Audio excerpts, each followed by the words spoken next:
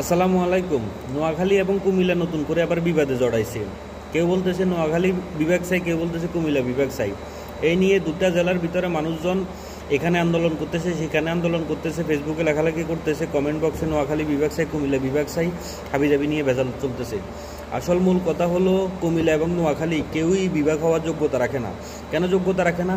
আমরা যদি ইতিহাসের দিকে তাকাই, আমরা যদি অস্ট্রেলিয়ার দিকে তাকাই, আপনারা দেখবেন মেলবোর্ন এবং সিডনি এই দুইটা জেলা, এই দুইটা স্টেট ছিল অস্ট্রেলিয়ার সবচাইতে মাধুর্যপূর্ণ, সবচাইতে জাঁকজমকপূর্ণ এবং সবচাইতে অভিজাত জায়গা।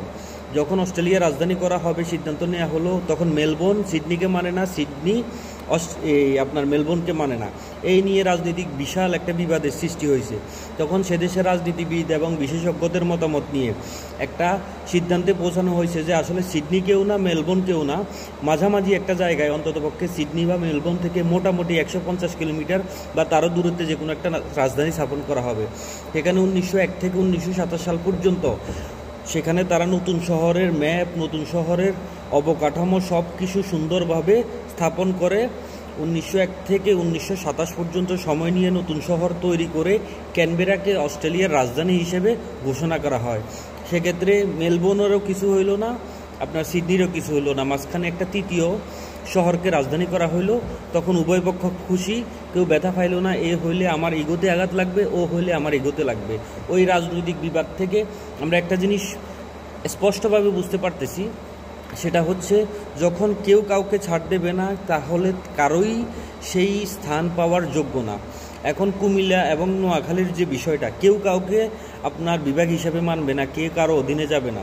তাহলে আমরা কি করতে পারি? 1994 সালে ফেনীকে বিভাগ করার যে একটা দাবি ছিল, সেখানে ফেনী হচ্ছে কুমিল্লা এবং নোয়াখালীর মাঝখানে। ঢাকা চট্টগ্রাম হাইওয়ে যদি হিসেব করে, তাহলে ফেনী বলা যায় বাংলাদেশের চিকেন নেক, পাশাপাশি বাংলাদেশের নাবিও বলা যায়।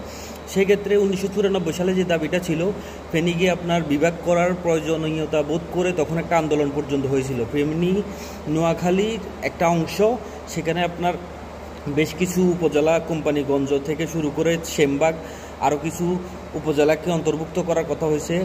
পাশাপাশি আপনার লক্ষ্মীপুর, এখানে কুমিল্লা 14 গ্রাম নাঙ্গলকোট এবং চট্টগ্রাম জেলার মিরেশ্বরাই অঞ্চলটাকে নিয়ে ফেনীকে আপনার বিভাগ করার একটা দাবি হয়েছিল 1994 সালে। সেটা যদি কেউ এখনও ফেসবুকে বা গুগলে সার্চ দেয়, সেটা এখন পর্যন্ত পাবেন। এখন যেহেতু এই দুইটা জেলা কেউ কাউকে মানে না, একজনের উপর আরেকজনের বড়ই ইগোর লড়াই চলতেছে, সেক্ষেত্রে এই বৃহত্তর জনসংখ্যার বিশাল এই গোষ্ঠীকে একই ছাদের নিচে আনার সবচেয়ে সুন্দর এবং কার্যকরী জায়গা হচ্ছে ফেনী।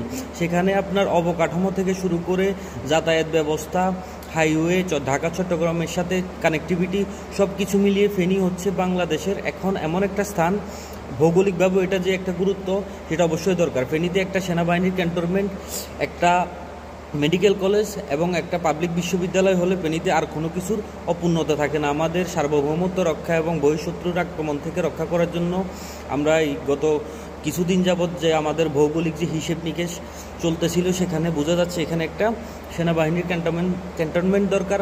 পাশাপাশি আমাদের এখানে গার্লস ক্যাডেট থেকে শুরু করে সরকারি যত ধরনের অবকাঠামো, পাশাপাশি সবচেয়ে বড় কথা হচ্ছে এখানের মানুষ অনেক বেশি এস্টাবলিশ। এখানে তাদের ব্যক্তিগত উদ্যোগে সবচেয়ে বড় বড় স্থাপনা, বড় বড় জিনিসগুলো অলরেডি করা হয়ে গেছে।